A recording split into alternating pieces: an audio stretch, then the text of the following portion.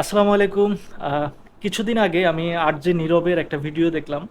ওই ভিডিওর সাবজেক্টটা ছিল এরকম যে, আমরা সবাই কৃতিত্ব স্বীকার করি। আমাদের মা, বাবা, দাদি, দাদা বা চাচা, জ্যাঠা, মামা অনেকের কৃতিত্ব স্বীকার করি। কিন্তু একজন মানুষের কৃতিত্ব আমরা কখনোই স্বীকার করি না। তিনি হচ্ছেন আমাদের নানি, আমার মায়ের মা।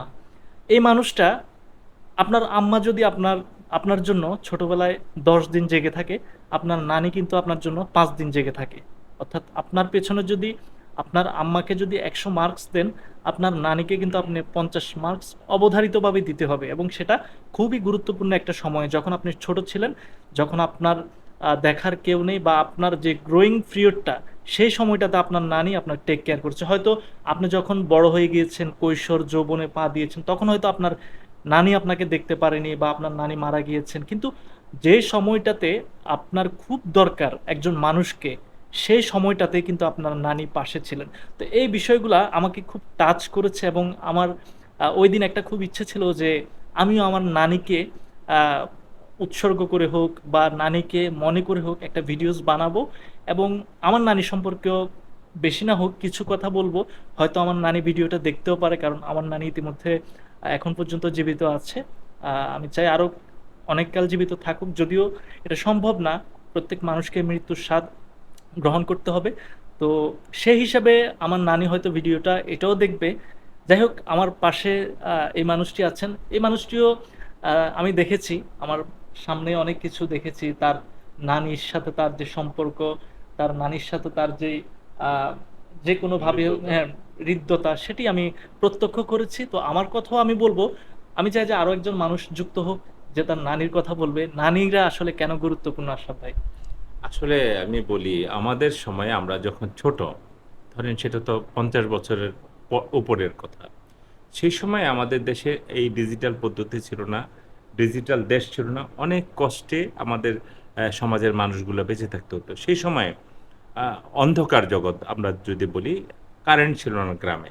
ফলে মোমবাতি জ্বালিয়ে, কুপ্পি বাতি জ্বালিয়ে, হারিকেন জ্বালিয়ে আমাদের মা, চাচি, খালারা, নানা নানিরা জীবন ধারণ করতো। হ্যাঁ, আমার দাদা দাদির জীবন ধারণ করতো। সে সময় দেশে কুপি বাতি ছিল আমাদের প্রধান আলোর বর্তিকা। তো সেই সময় আমাদের জন্ম স্বাধীনতার আগে। তো সেই জন্মের সময় আমার জন্মটা হয়েছে কোথায়? আমার নানার বাড়িতে।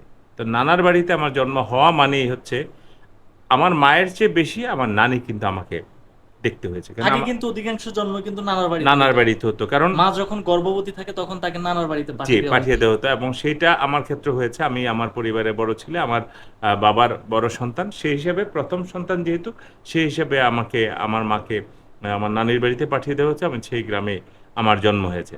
তো জন্মের পর থেকে আ আমার বোঝা পর্যন্ত মেক্সিমাম সময় কিন্তু আমি নানির বাড়িতে থাকতাম, রাইট। স্কুলে যাওয়ার আগ পর্যন্ত।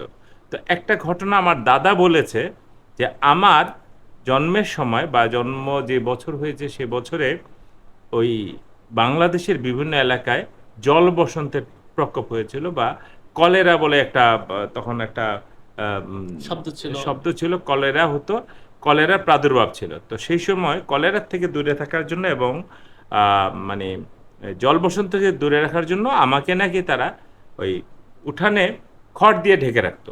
রোদে দিত হয়, বাচ্চাদেরকে রোদে দিত, কিন্তু রোদ দিয়ে আমাকে উপরে একটা কাপড় দিয়ে মুখের উপরে খড় দিয়ে ঢেকে রাখছে। তো আমার দাদা গেছে আমাকে দেখার জন্য যে আসলে আমি বেঁচে আছি না মারা গেছি।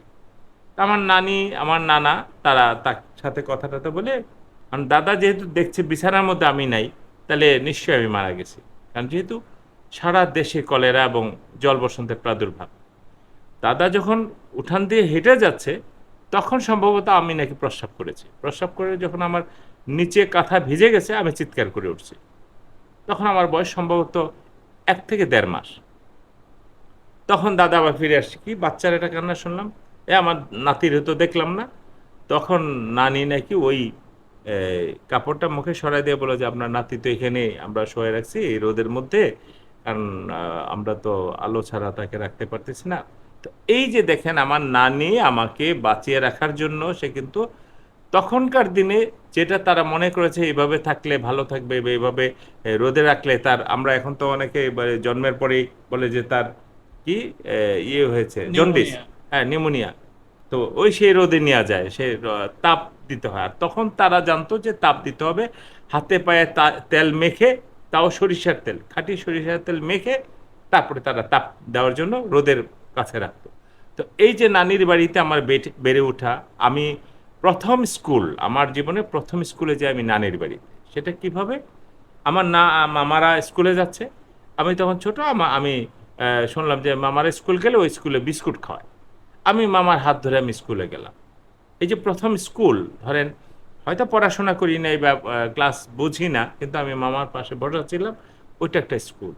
ওই স্কুলটা প্রথম দেখা যে স্কুলটা এরকম, এটা আমার মামার বাড়িতে। কিন্তু আমার নানি, আমার মা প্রায়ই অসুস্থ থাকতো, কিন্তু দেখা গেল যে আমাকে এম, দেখার জন্য নানি বেঁচে, মানে অনেক রাত জেগে থাকতো, ম্যাক্সিমাম রাত আমার নানি জাগতো। তো এই যে আমার পেছনে আমার জীবনের গল্পের মধ্যে আমার নানি কিন্তু একটা বিশাল ঘটনা, কিন্তু আজ পর্যন্ত কিন্তু আমি কোথাও আমার নানির নাম লিখি নাই। কারণ কাগজে লিখতে গেলে আমার বাবার নাম আসে, মায়ের নাম আসে, আর সর্বোচ্চ হলে তার বাবার নাম যদি হয় আমার দাদার নাম লিখি, দাদির নাম লিখি, কিন্তু এখানে কিন্তু নানির কোনো বিষয় আসে না।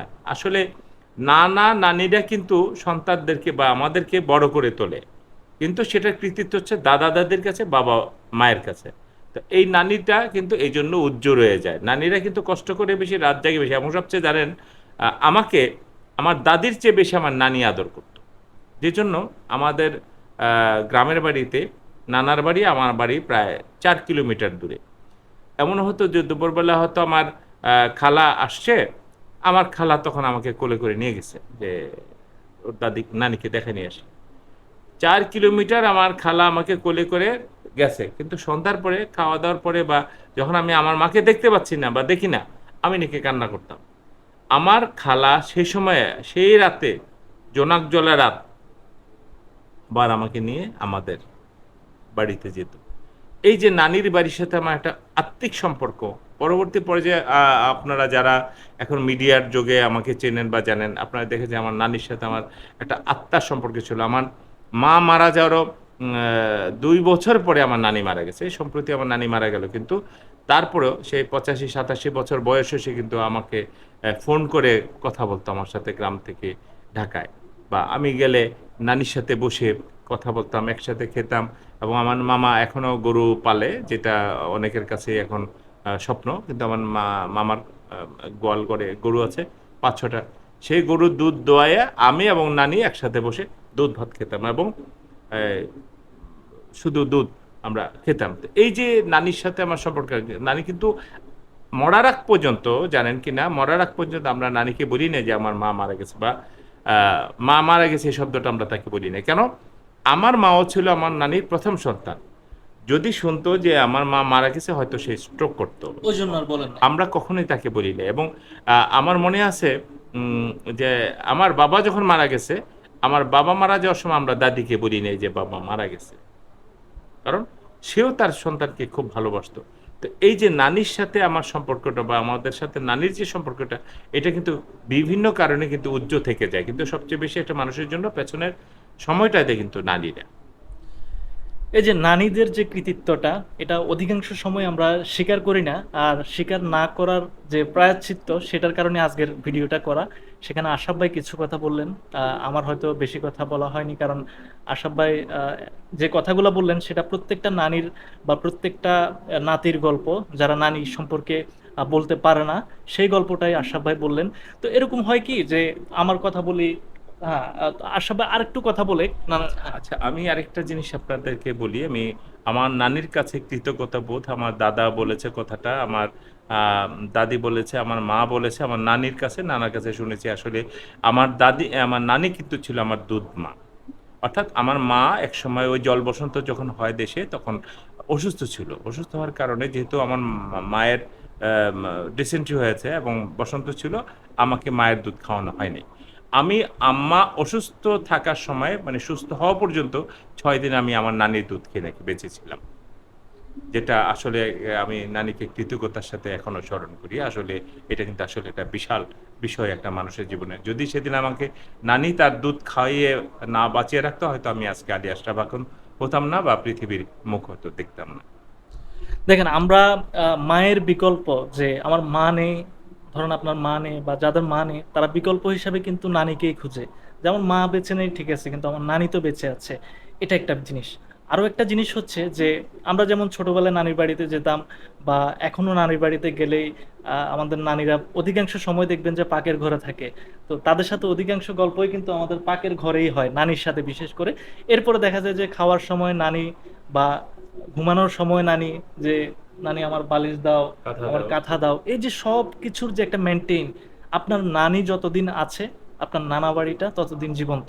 যদিও অধিকাংশই আমাদের মামিরা থাকে বা আরো অনেকেই থাকে, সেটা ভিন্ন বিষয়, কিন্তু নানির বিষয়টা আসলে খুবই এক্সেপশনাল, সেটা আপনি স্বীকার অবশ্যই করবেন। তো এই ক্ষেত্রে আসলে সব কৃতিত্বই অনেক আপনার যে পুরো পুরো জীবন বা লাইফ সাইকেলেও অনেক মানুষেরই কৃতিত্ব থাকে, কিন্তু তার ভিতর আপনার নানির কৃতিত্বটা অবশ্যই অবশ্যই অবশ্যই আছে।